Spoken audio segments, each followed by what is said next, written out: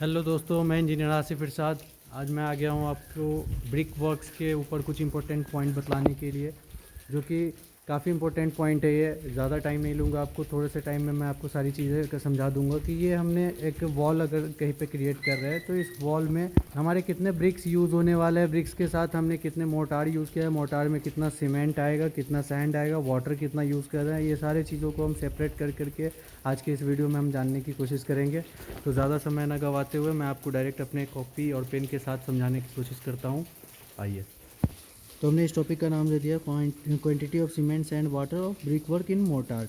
ठीक है, तो हमने एक ये वॉल है ना कंसीडर किया है, जिसमें ये ब्रिक्स वगैरह हमने यूज़ किया ब्रिक्स के साथ। तो सबसे पहले जो इम्पोर्टेंट पॉइंट है इसमें हमें ये जानना है कि वॉल्यूम ऑफ ब्रिक वॉल अगर हमें पता करना है, अगर इसकी वॉल्यूम हमें पता करना है तो इसके लिए हमें क्या करना है, volume of BRICS plus volume of motor हमें पता होना चाहिए।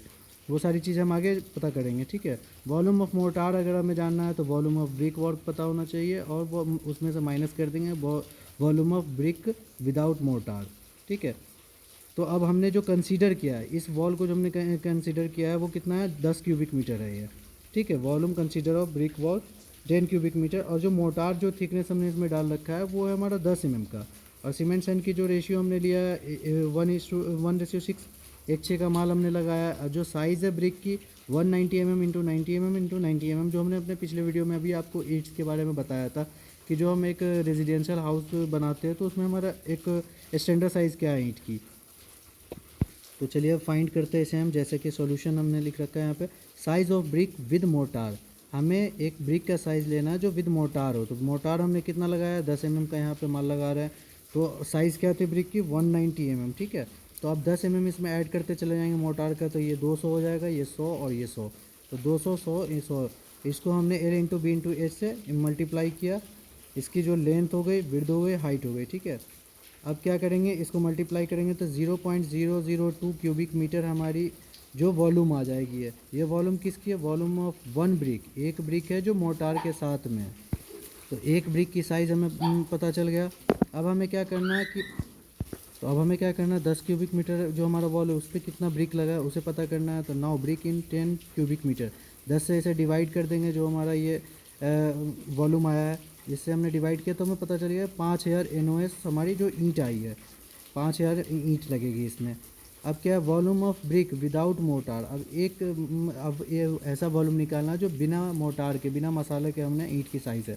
तो बिना मसाले के ईंट की साइज़ क्या थी, 190 mm into 90 mm into 90 mm। इसको मीटर में कन्वर्ट कर लेंगे तो 0.19 इंटू 0.9 इंटू 0.9 से मल्टीप्लाई करेंगे तो हमारी 0.001539 क्यूबिक मीटर ये हमारी विदाउट मोटार जो वॉल्यूम है एक ईंट की, वो आ गई। अब हमने क्या किया है कि हमने 5000 ईंट लगाया है, तो क्या करेंगे, इस वॉल्यूम से इसको मल्टीप्लाई कर देंगे 5000 ईंट को, तो हमने 7.695 क्यूबिक मीटर हमने वॉल्यूम आ गई।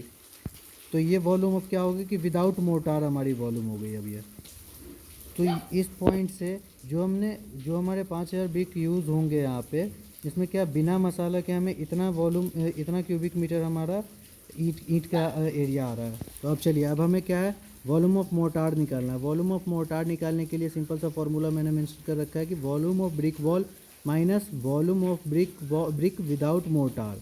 ठीक है, तो अब यहाँ पे देखेंगे क्या कि वॉल्यूम ऑफ ब्रिक वॉल हमने कितना कंसीडर किया था, 10 क्यूबिक मीटर, और माइनस कर देंगे कितना, volume of brick without motor. Volume of brick without motor हमारा कितना है, तो हम यहाँ पे देखेंगे कि 7.695 जो हमारा आया था वो यहाँ पे हम पुट कर देंगे वैल्यू को। जब इसे माइनस करेंगे तो हमें 2.0305 क्यूबिक मीटर ये हमारी वॉल्यूम आएगी। ठीक है, तो ये वैल्यू हमारी वॉल्यूम ऑफ मोटार आ गई। ठीक है, अब वॉल्यूम ऑफ मोटार जो 2.305 क्यूबिक मीटर आई है, जो ये वैल्यू, इस वैल्यू को हमें पता है कि ये वेट वॉल्यूम है, यानी कि इसमें सारे चीज़ मिले हुए हैं, पानी भी है, सीमेंट सैंड सब चीज़ मिली हुई है। ठीक है, तो अभी इसको अपनी जगह पर रख देते हैं। सबसे पहले हमें ये एक और चीज़ ऐड करना होगा कि due to frog filling, brick joint filling and wastage increase of wet volume of mortar 15%। मतलब ये कि जब हम ईंट की चिनाई करते हैं तो ये क्या है, 10-10 mm का इसमें माल लगा हुआ है। ठीक है, फ्रॉग फिलिंग क्या हो गया, ये जो है ये हमारी, इसके ऊपर भी मसाला लगता है, इसमें भी मसाला गया। अब जब इस पर मसाला मारेगा तो यहाँ पे क्या वेस्टेज कुछ गिरेगा भी, ठीक है।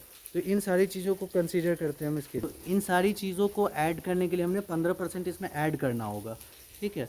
जब हम ये ऐड कर देते हैं, ठीक है, तो अब जो हमारी ये हमारी वॉल्यूम आई थी, इसमें हम क्या करेंगे, इसी का 15% ऐड करेंगे।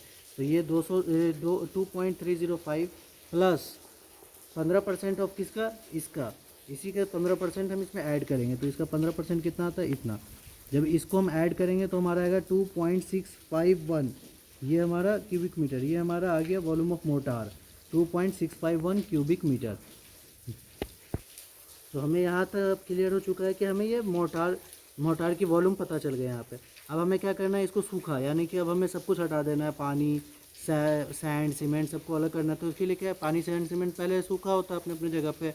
तो उसके लिए हमें पता होना चाहिए कि now we know that for dry mortar increase 33%, इसमें 33% हम ऐड कर देंगे तो हमारा ये ड्राई मोटार में कन्वर्ट हो जाएगा, ठीक है। तो volume of dry motor, volume of weight motor plus wait motor का 33%।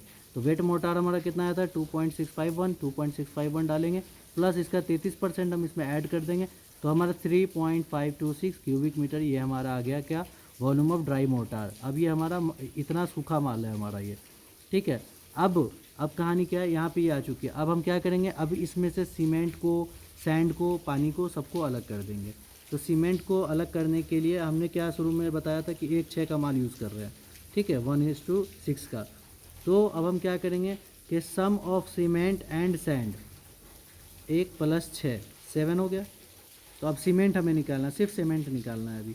तो वॉल्यूम ऑफ ड्राई मोटर कितना है, इतना, ठीक है, plus into ratio of cement by sum of ratio into density of cement.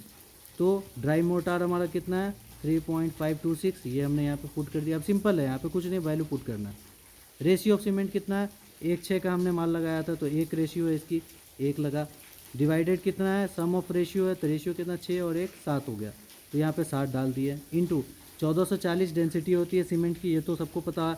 इसको हम क्या करेंगे, इंटू में इतना कर देंगे। इसके बाद जब हम इसको सोल्यूशन कैलकुलेट करेंगे तो 725.348 kg ये हमारे सीमेंट का इतना हमारा सीमेंट लगेगा, ठीक है, kg।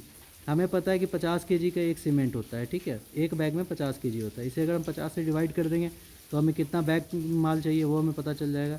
तो 14.50 में बैग सीमेंट लगेगा जब हमने इसे डिवाइड किया था।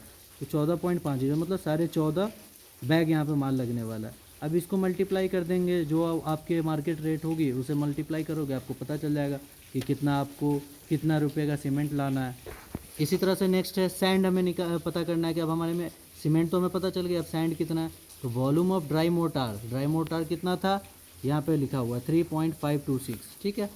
तो हमने यहाँ भी लिख रखा है 3.526 और वही सेम फार्मूला है, ratio of sand by sum of sand, और सिर्फ ये मल्टीप्लाई करेंगे 35.3147 से।